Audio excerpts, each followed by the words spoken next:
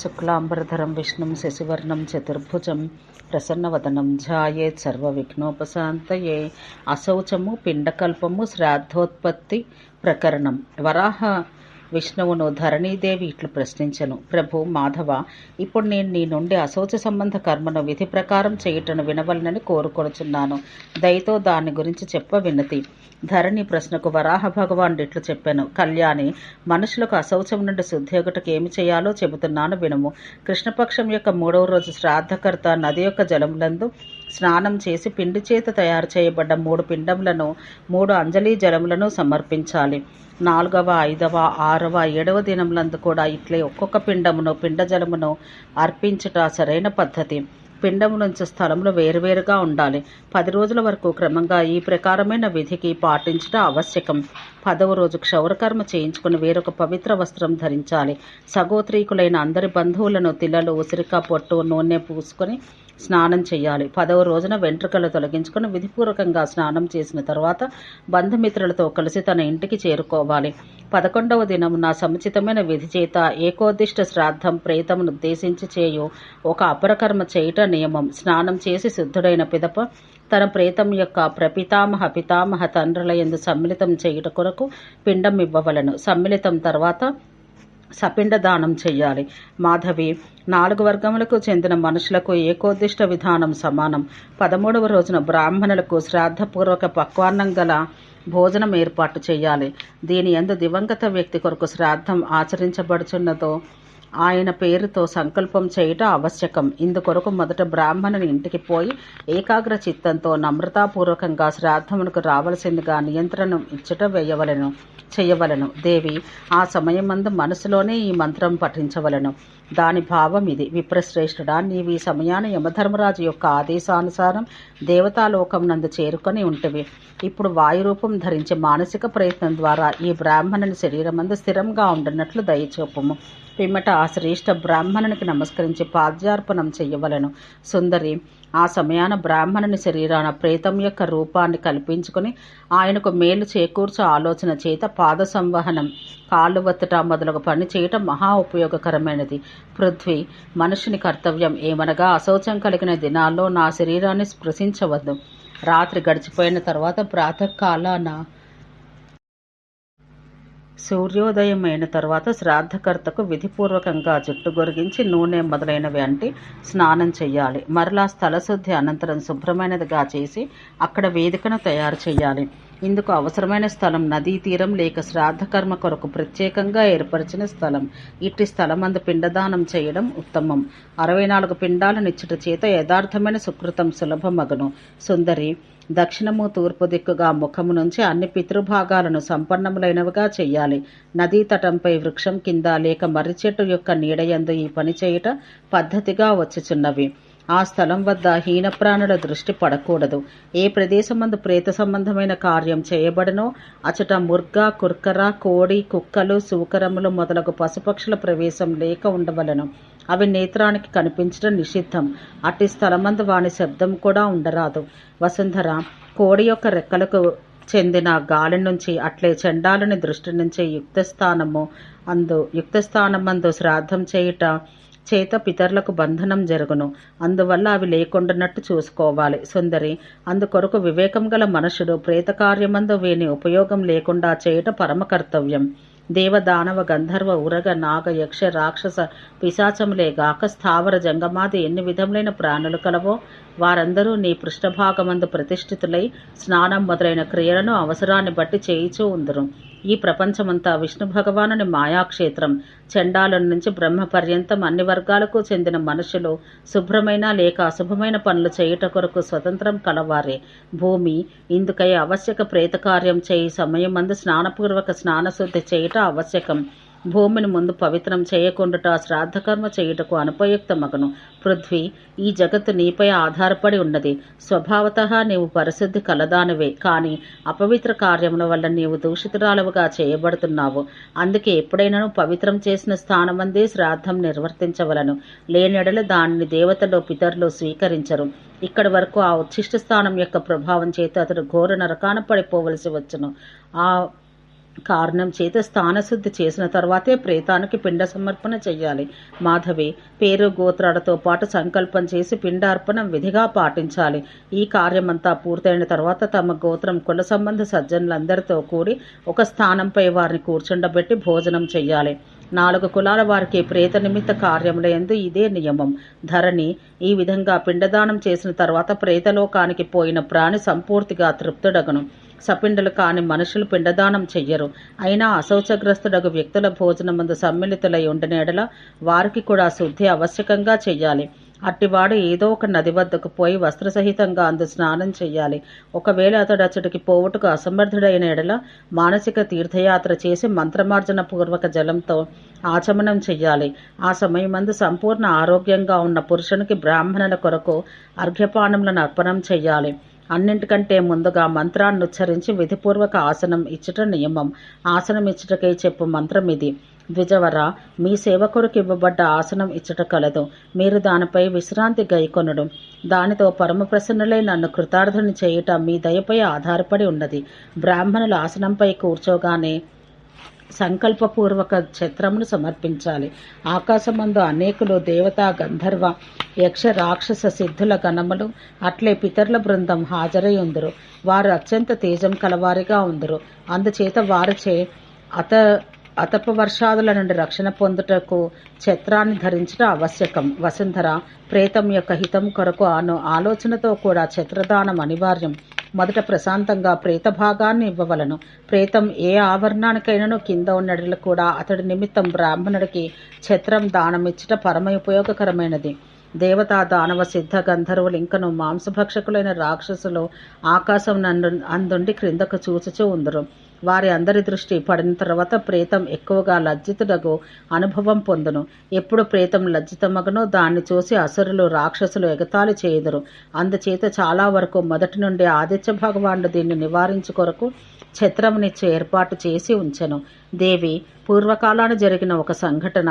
ఒకమారు అనేక మంది దేవతలు ఋషులు ప్రేతలోకానికి చేరుకొనిరి. కానీ అక్కడ వారిపై అగ్ని, రాళ్లు, మండుచున్న జలము, భస్మములు రాత్రింబగళ్ళు వర్షం వలె కురవసాగెను. ఆ ఉపద్రవాన్ని శాంతింపజేయుటకే ఆదిత్య భగవానుడు గొడుగు యొక్క దాన విధిని ఏర్పాటు చేయుట జరిగెను. ఆ కారణం చే ప్రేత కార్యమందు బ్రాహ్మణునికి ఛత్రదానం చేయుట ఆవశ్యకమయ్యను. శుభురాల, దీని తర్వాత రక్షలు దానం చేయుట కూడా పద్ధతి. దీని ధరించుట చేత పాదములకు విశ్రాంతి లభించును. దాన్ని దానం చేయుట చేత లభ్యమగు ఫలం చెబుతున్నాను. యమధర్మరాజు పురం నందు పోవునప్పుడు పాదరక్షలు దానం చేయుటచే ప్రేతం యొక్క పాదములు బాధపడవు. యమలోక మార్గం అత్యంత అంధకారంతో వ్యాపించబడి ఉండి మహాకష్టాలను కలిగిస్తూ చూచుటకు భయావహంగా ఉండును. ఆ మార్గం నుండే ప్రాణి యమలోకానికి ఒంటరిగానే పోవును. అక్కడ యమధర్మరాజు దూతలు దండమును చేతిలోకి తీసుకుని వెనుక నడుచుచూ తమ ఆజ్ఞ పాటించినట్లు చేయుటలో నిరంతర తత్పరులై ఉందరు. మాధవి, రాత్రింబగలు ప్రేతంను యమపురికి తీసుకొని పోవుటకు సిద్ధంగా ఉండుటయే యమదూతల పని. అందుకే వారి పాదాలు సుఖపూర్వకంగా ఉండి కార్యాన్ని నెరవేర్చుట అత్యంత ఆవశ్యకం. యమపురి యొక్క మార్గం భూమిపై వేడితో ఉండి ఇసుకతో వ్యాపించి ఉండును. ముళ్ళు కూడా వెదజల్లబడి ఉండును. అట్టి స్థితి యందు అతడు ఇవ్వబడిన పాదరక్షల సహాయం చేత కఠిన మార్గం కూడా దాటగలుగును. భూమి ఇదేగాక మంత్రాన్ని చదివి దప్పిక, దీపం దానమిచ్చు పద్ధతి కూడా కలదు. ప్రేతం వెంట వేరువేరుగా వాటిని ఏర్పరచడం ఉపయుక్తమైనది.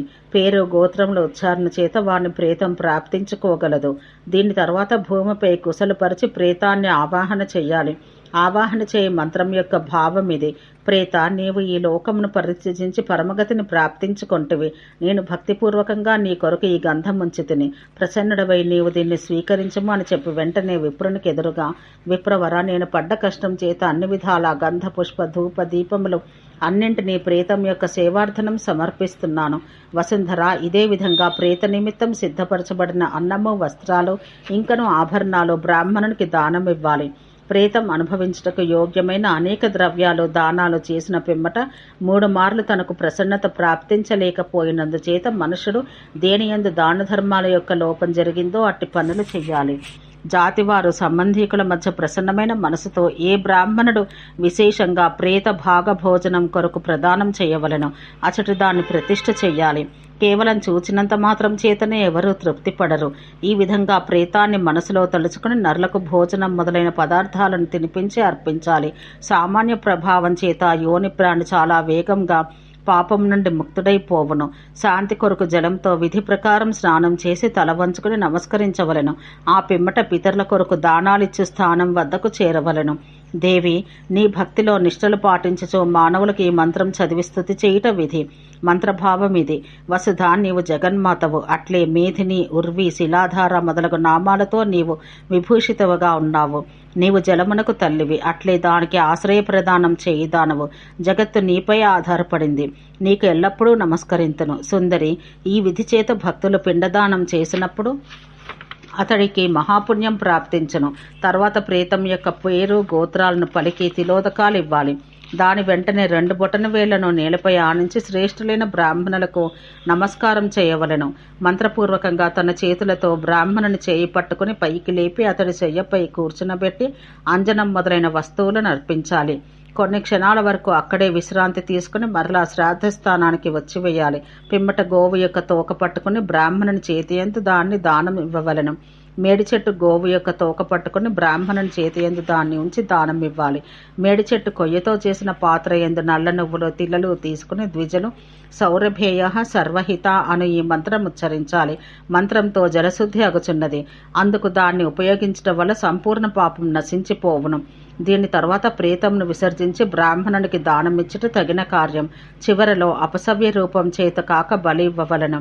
దీని తర్వాత ప్రేతం కొరకు తయారు చేయబడిన పదార్థంతో చీమలు మొదలగు ప్రాణులకు సరైన విధంతో బలి ఇచ్చి తర్పణం చేయుట విధానం. మాధవి, జనులందరూ భోజనాలు చేసిన తర్వాత అనాథలను పేదవారిని కూడా సంతుష్టులు చేయవలెను. అందుకే వారు యమపురికి పోయి మృతప్రాణికి సహాయం చేయుదురు. అనాథలకు ఇవ్వబడిన సంపూర్ణ అన్నం అక్షయమగను. ఆ కారణం చేత ప్రేత సంస్కారం తప్పక చేయవలెను. ఈ విధంగా 4 వర్ణాల వారి కొరకు నిమి మొదలగు ఆదర్శ ఋషులకు స్వయంభువ మొదలగు మనువులు అన్ని విధములుగా శుద్ధి అగుటకు నియమం ప్రదర్శించరే. ఆకారం చేత దీనివల్ల ఆ పురుషులు శుద్ధి పొందుదురు. ఇందు సందేహం ఏమాత్రం లేదు. ప్రేత సంబంధ కార్యమందు ధర్మపూర్వక సంకల్పం చేయుట ఎక్కువ ఆవశ్యకం. ఆత్రేయుడు కూడా నిమికిట్లు చెప్పాను. పుత్ర, నీవు చెప్పిన ప్రేత కార్యక్రియ దాని సంబంధించిన భయము యొక్క అనుభవం చేయుచున్నాము. ఈ కార్యం అనుచితం. ఈ ప్రసంగంను నేను నారదుని ఎదుట విస్తారంగా వ్యక్తం చేసి ఉంటుని. పుత్ర, నీ కొరకు నేను ఒక యజ్ఞ ప్రతిష్ఠ చేసి ఇచ్చేదను. నేటి నుండి ప్రారంభించిన ఈ యజ్ఞం అఖిల జగత్తయందు పితృయజ్ఞం అనే పేరుతో ప్రసిద్ధి కాగలదు. వత్స, ఇప్పుడు నీవు పోవచ్చును. శోకించుట నీకు శోభనియ్యదు. బ్రహ్మ విష్ణు మహేశుల లోకమందు ఉండున్నట్టు నీకు మంచి అవకాశం లభించగలదు. ఇందు ఎట్టి సందేహము లేదు. ఈ విధంగా పితృ సంబంధమైన కర్మను వివరించి ఆత్రేయ మహాముని నిమికి ఊరడింపు కలిగించెను.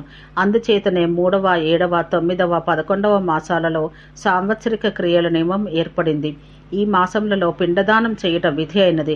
ప్రేతం యొక్క ఈ కార్యం పూర్తిగా 1 సంవత్సరంలో సమాప్తమగను. ఎన్ని ప్రాణులు ఈ లోకం నుంచి పోవుచున్నవో అట్లే పోయి చాలా మంది అన్యలోకం నందు కూడా చేరుకుంటూ జరుగుతున్నది. పితామహుడు పుత్రవధు అనగా కుమారుని భార్య, స్త్రీ, తమ కులం వారికి సంబంధించిన వారు, బంధువులు, ఇంకను బాంధవులు, ఈ బహుసంఖ్యాక ప్రాణుల చేత సంబంధం ఉంచుకున్నవారు ఈ సంసార స్వప్నం యొక్క సమాన మిథ్యాసారహీన మగును. ఎవరిదో మృత్యువైపోయి దాని స్వజనులు కొంతకాలం పాటు ఏడ్చుతూ ఉందరు. తర్వాత ముఖం వెనుకకు తిప్పుకొని తిరిగి వస్తారు. స్నేహరూపమైన బంధనం చేత ప్రాణి కట్టివేయబడింది. అయినను అతడు అరక్షణంలోనే స్నేహబంధం ఖండింపబడి కూడా పోవును.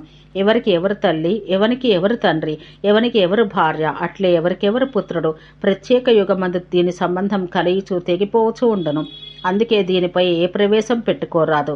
ఈ లోకం మోహం యొక్క బంధం చేత బంధించబడి ఉంది. మృతుడైన వ్యక్తి కొరకు సంస్కార విధి శ్రద్ధ స్నేహపూర్వకంగా జరుపబడుచున్నది. అందుచేత అది శ్రాద్ధమని పిలువబడుచున్నది. మాతా, పిత, పుత్రుడు, భార్య మొదలగు సంసారమందు వచ్చుచుండును. అట్లే పోవుచూ కూడా ఉండును. అందుకే వారు ఎవరి వారు మనకు వారితో ఎట్టి సంబంధం. మృతప్రానికి ప్రేత సంస్కారం సమాప్తమగగాక పోవు సమయమందు అతడు పితరుల శ్రేణి యందు సమ్మిళితుడైపోవును. మరలా ప్రత్యేక మాసం యొక్క అమావాస్య తిథి నాడు అతడికి తర్పణం వదలాలి. బ్రాహ్మణుని యొక్క నోటి యందు హవనం చేయుటచే బ్రాహ్మణునికి భోజనం చేయించుటచే పితామహుడు ఇంకను ప్రపితామహుడు శాశ్వతంగా తృప్తి కలిగిన వాడగును. పితృయజ్ఞం యొక్క ప్రతినిధి ఆత్రేయ మహాముని ఈ విధంగా నిశ్చయాత్మకమైన మాటలు తెచ్చి కొంతకాలం పాటు శ్రీహరి భగవాను ధ్యానించి పిమ్మట అక్కడే అంతర్ధానం చెందెను. నారదుడిట్లు చెప్పుచున్నాడు, మునివర, మేము ఆత్రేయునికై ఏ సంస్కార సంబంధ విషయాలు తెలుపబడినవో అట్లే నీవునో వాణ్ణి విని ఉంటివో అవి 4 వర్గాలకు సంబంధం కలిగి ఉండును. అందుకే విధిపూర్వకంగా చెయ్యాలి. అప్పటి నుంచి తపస్సు యొక్క పరమధన్యులకు ఋషుల ద్వారా ప్రతి మాసం యొక్క అమావాస్య నాడు న్యాయం అనుసరించి ఇది పితృయజ్ఞం మగచూ వచ్చుచున్నది. నిమి ద్వారా నిర్దిష్టమైన ఈ యజ్ఞం ద్విజాతుల వారికి మంత్రసహితంగాను శూద్రవర్గం వారికి మంత్రరహితంగాను చేయించాలి. ఇది విధి. అప్పటి నుంచి దీని పేరు నేమి శ్రాద్ధమని పిలువబడుచున్నది. ద్విజాతి వర్ణాల వారు మాత్రం ఎల్లప్పుడూ దీన్ని చేస్తూ వస్తున్నారు. మహాభాగా, నీవు మునిగణాల్లో మహాప్రతిష్ఠితుడవైతివి. నీకు శుభమగ్గాక. ఇప్పుడు నేను పోవలనని అనుకొనుచున్నాను. ధరణి ఈ విధంగా చెప్పి నారదముని అమరావతికి ప్రస్థానం చేసెను. ఓం శాంతి శాంతి శాంతి.